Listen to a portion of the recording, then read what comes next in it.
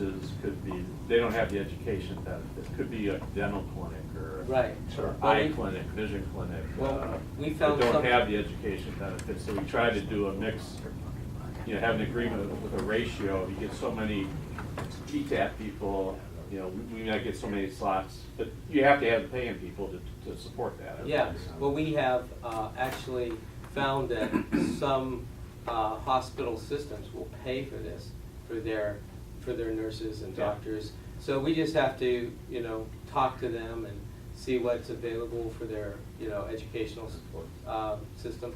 Many companies have that kind of, you know, educational, you know, support for their employees. So now we have this call from Bob Roth. He is, Bob Roth is the, huh? Hi, okay, we'll put you on just one sec. And Bob Roth is the president of the David Lynch Foundation that's dedicated to raising money to teach 1 million school children to meditate. And, Here, let's see. and we are, Okay, Then can- wait, I need your yeah. help. So he's right here. mhm. You're not. I'm stressed, very stressed. I can remove some stress. Keep you away from Hi, Bob. We're having trouble getting you connected to our video equipment here. Could I just call you That's a back? tap I cover. think it might be better that way. Marty, he's an E-type of very stressed. He said he wants stress treatment to keep me away. Yours is retap. Yeah. Mine retail. Not gonna comment on that. He already saved me $450. I'm gonna hear that the rest of my life. Oh, I got And I saved you a lot more than Yeah, that. Hi, Bob. I'm just trying to get her back. How? Not taking it No, I up? can see me on my phone, but I can't see. Took it out of their money, that general fund, right? Just not paying itself for a rent. Just so you know, there's audio. There's food in the back. Food in the back. There's food.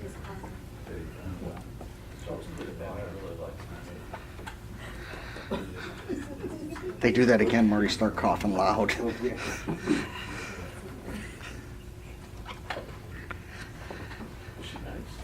So while we're waiting, Yes, how sorry. well does, you know, in the veteran community, we have a lot of, as you said, a lot of PTSD issues, but a lot of those are also misdiagnosed. Yes. And they're actually TBI, which is Oh, yes. which is a whole different situation, because that's an actual physical disorder when you have a traumatic brain injury Yes. versus PTSD issue. Yes, we have actually found that TM is very effective with TBI as well. And so we're going to cover that in the section when we talk about veterans. But we have him on live. Oh, terrific. now, so Thank you. We'll let him go ahead and we'll answer that question in just a minute. Hi. Bobby, we have to turn up the volume here. Go ahead. Tigers. They need to meditate. They need to hit the pitcher, but okay. Yeah, we need to get a volume. His father was born in Detroit. That's all you advertise. Well, here's the You gotta problem, turn you up. Bob, is that we have no volume here for some reason. It's not going through the television. We can hear you at a close range, but not far away. Here we have the speakers we're going to plug in right now. Okay. Yeah, I don't know what we do without Linda. Okay, let's try that again. Turn those on now. How's that? Yeah, that's Okay. much better.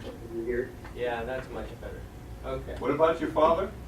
So my father grew up in the Depression in Detroit, and he worked hard. He put himself through medical school delivering the Detroit News at Wayne State, and he was a World War II medic. But I taught TM in Detroit in 1982 to 1984, and I've been teaching meditation for 45 years, and those 2 years I taught in Detroit were I met the best people. My closest friends of my whole life are my friends from Detroit, and I love I love Detroit, and I was there, I don't know if you guys are old enough, when the Tigers went 17-1, 35-5, and they won the World Series in 1984 with Bernie Harwell calling every game.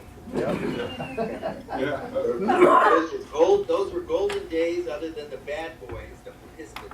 So anyway, I travel all over the world, but I'm always following Detroit teams. So,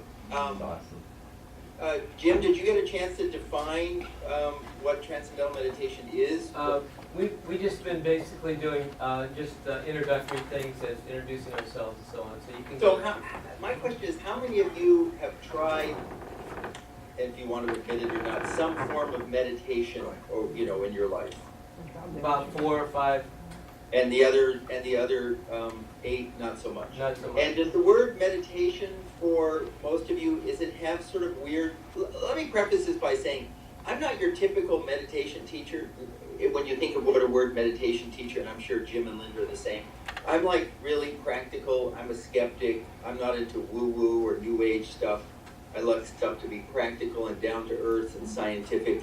And so there's a lot of misunderstandings around the word, generic word meditation. So how many of you just sort of think the word meditation is just a little too much outside of your comfort zone?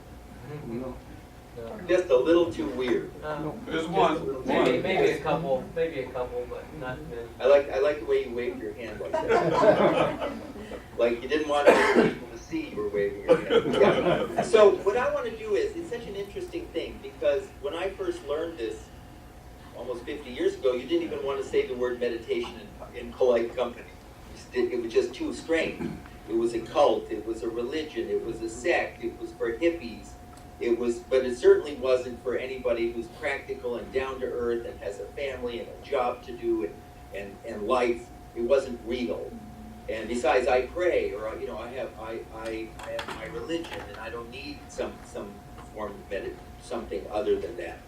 Well, now we fast forward almost 50 years, and the word meditation, which used to be affiliated with or associated with like wackadoodle, now sometimes people say, well, I don't know what it is, but I could use a little more calm in my life. I could use a little more clarity, a little more focus, a little more energy.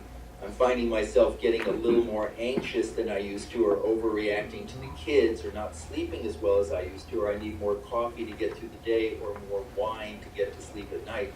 Anybody have that experience? Yeah, and so the idea of meditation just sort of miraculously somehow morphed into something positive, but it's still a confusing idea. And so in the next 3.5 hours of my talk, that's a joke.